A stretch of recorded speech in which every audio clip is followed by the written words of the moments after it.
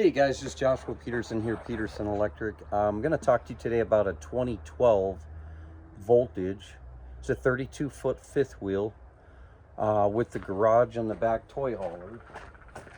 So it's got the 10-foot garage, and then just kind of look at the outside and get an idea. Today I'm going to talk to you about the hot water heater. This is your hot water heater. Okay, and so this is how you relieve your pressure. I've already drained mine. And that should come out. If that comes out, though, you're trying to heat it, you've got cold water after a couple hours, then your heater element's most likely out. So your heater element is down here. Take this cap off. And this should read, the other videos didn't say this, but 10 ohms of resistance, 10.2. If you do your Ohm's law on that at 120 volt is what this shows you right here on these two terminals, then that should give you about 1450 watts when you order it. If you're getting resistance, you need to first turn off the breaker, which ours is located right down in here. And there's a breaker switch at 120 volt. That's off right there for water heater number 15, okay? DC's right here, AC's right there. This, if those fuses blow, will indicate a red, and then that'll help you know something's wrong. There is a fuse for the igniter too, but first, when you hook up your RV at 240 volt, 50 amp, you're gonna get power if you keep that breaker on. But you also have to turn on that indicator switch right here. That's for the gas. That is for the gas, okay? But that actually, when I did turn that on and off, turned on and off the power to that element, okay? So when you disconnect that, you want to make sure that's off. You can pull it out by getting a socket. Sockets are large. I bought mine special for this RV. I use it for nothing else, and I'll leave it on here. But that is a 1 1/16 inch standard socket. It's a big socket, okay? And if you can't get it out, you need a breaker bar. Just put a little piece of 1/2 inch conduit and break it. That's for the This is for your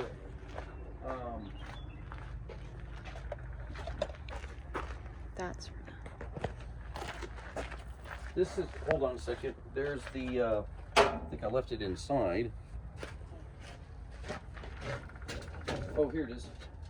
You're supposed to replace these once a year, and they call that the yeah, I think I'm saying it wrong. But it's Anode, I believe is how you say it. Righty-tighty, lefty-loosey, you're supposed to have some pipe dope on there, or just some pipe thread material. You're supposed to place it once a year if you're just a few times in the summer, but if you're a lifetimer in them, you're supposed to do twice a year. Helps you from rusting your tank. It attracts a lot of that hard water to it, and they will literally go down to a paper clip size.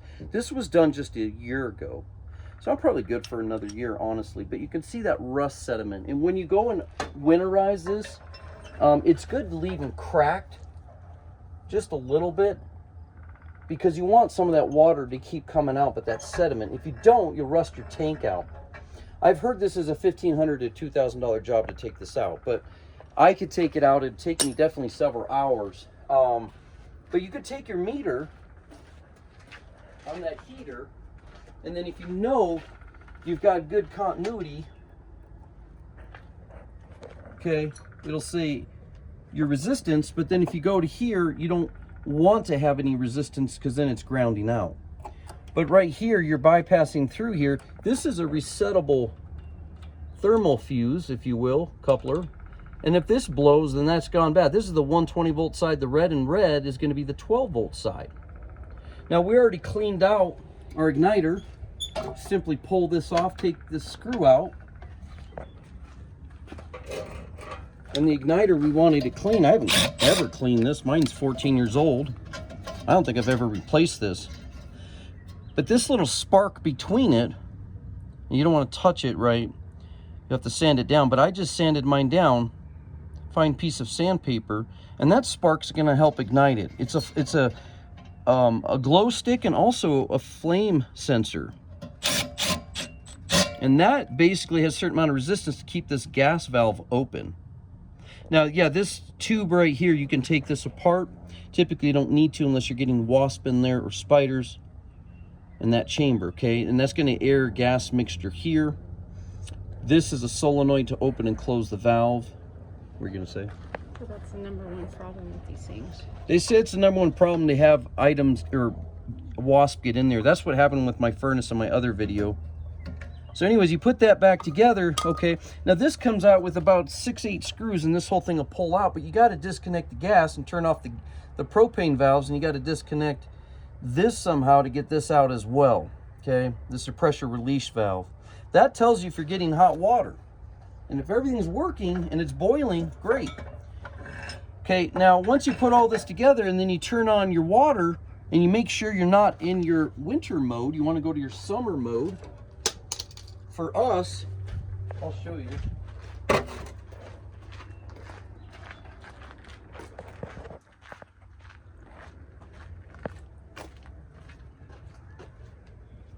Now, for winter, you want to put in, or sorry, summer, you want to put in normal, winter you bypass, and winter you bypass. Ours broke, and I don't want to pay that kind of money for it, so I simply went to Home Depot and put on 2 shark bites and made a U-fitting around it, okay? So when I want to turn my water on, I'll just turn them on and line them in, and if they're opposite, they disconnect. But when I keep them straight parallel, that's filling my hot water tank, okay? That's how it looked before it broke, and it kind of mixes. I'll try to turn my light on. See, and that plastic piece, they're cheap, they break. If they do break, they want to charge you an arm and a leg to get another one of these, but you can just simply put your bypass on there and turn off to bypass, so that way you don't fill your tank with antifreeze in the winter, okay? So coming this way, if you're in the igniter mode, I mean, if you're plugged into electric at a campsite, you're going into heater electric. That's your 120 volt or 10.2 ohms of resistance on a 1450 watt element. If you are off-gridding it, then you're going to your gas light, okay?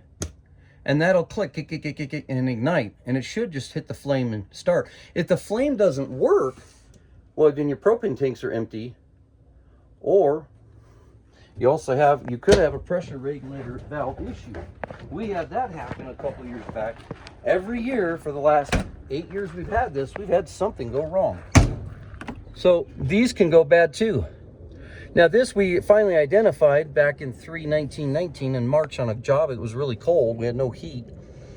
But this can switch over to driver and switch over to passenger. And we finally labeled that. And you can have them on both, but you want to have this in its open position to the left. Now this is not righty-tighty. It's going to be righty-loosey, lefty-tighty. But in the winter, you want to disconnect these. You don't want this back pressure on here with the cold inside the condensation on these tanks. It'll pop the valves. On the other side, it's a little different valve. It's not a mixer because it doesn't have the T-tap. And this is just one little regulator here, and you take them apart here fairly easy and put pipe dope, screw them back on. But yeah, when in the winter you disconnect these right here, show them. You got to disconnect these guys.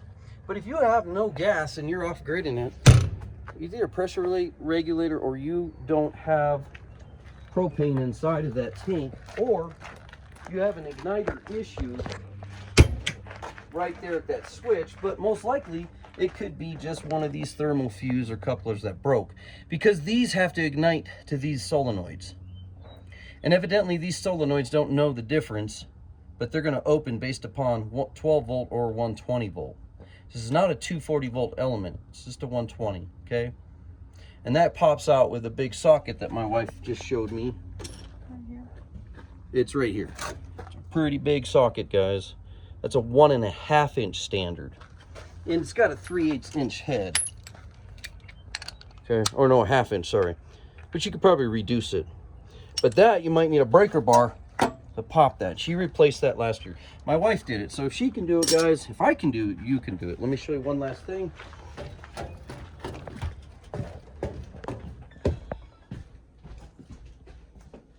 Go ahead. Okay, guys, so this is the other thing that we're thinking what's wrong. So our issue that we're having is that we have hot water in the tank. The line feels kind of cool on the hot and hot on the white. That's not normal. I think over 14 years what's happened is there's a check release valve in here to keep the hot flow, basically the cold water, from going into the hot and vice versa. And so inside this, on another video the guy helped out, you got to pop these out. I don't have a socket for this, so I'm putting it all back together so I can turn the water back on. And I'm going to go home and get an extension, and then I'm going to get my breaker bar. I've got a big one, and I'm going to pop those puppies loose because those things are like rusted.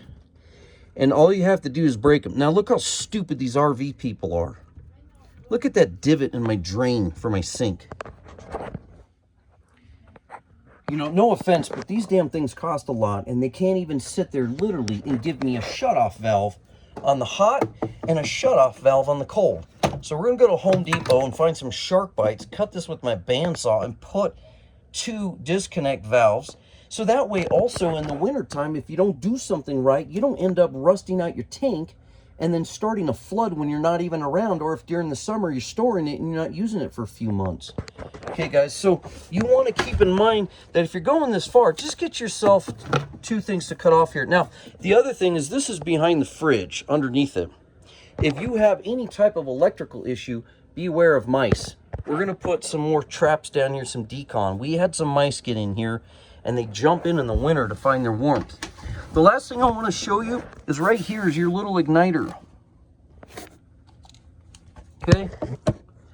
That igniter box, that little tan box, that can go bad, and you can take that in and get them to test it, typically for free. Once they test it, that's part of the igniter of the 12-volt system. And if that goes bad, guys, yeah, you're going to have an issue with that igniting. Okay, your 120-volt connection box is right there. That's where the 120 comes in. And that's really it, guys. So there's not a huge amount of rocket science to this. But basically, in a nutshell, that little tank will pop out. But you do have to disconnect that gas line, which is that copper line. And you have to shove that back through. So to change that tank out, guys, yeah, you need a couple hours and some tools. But if you don't feel comfortable doing it, then you're going to have to hire an RV guy. And I bet you they're going to be $1,500 to $2,000 on this. I'm assuming that's with the tank. But these tanks typically don't go wrong unless they rust out. So change these out. The guy said change them out, you know, once a year. Maybe that's cheap enough to do it. I think the first one that we had, we left in that. We didn't even know for the first 6 years. This thing's now 14 years old. We bought it 8 years ago. So I bet you for the first 6-7 years, this wasn't even changed. Did it rust out the tank? No. But it can rust out the tank because you can get the rust right in here. And once you lose that thread, you're in trouble. But yeah, you do have to put pipe dope around it. And that's how you're going to drain it at the end of the year, guys. You're going to release that valve and take out that nut. And look at that water spurt. That thing shot way over there. Just so I could drain it to work on this. Okay. Thanks, guys, for joining us. Have a great day.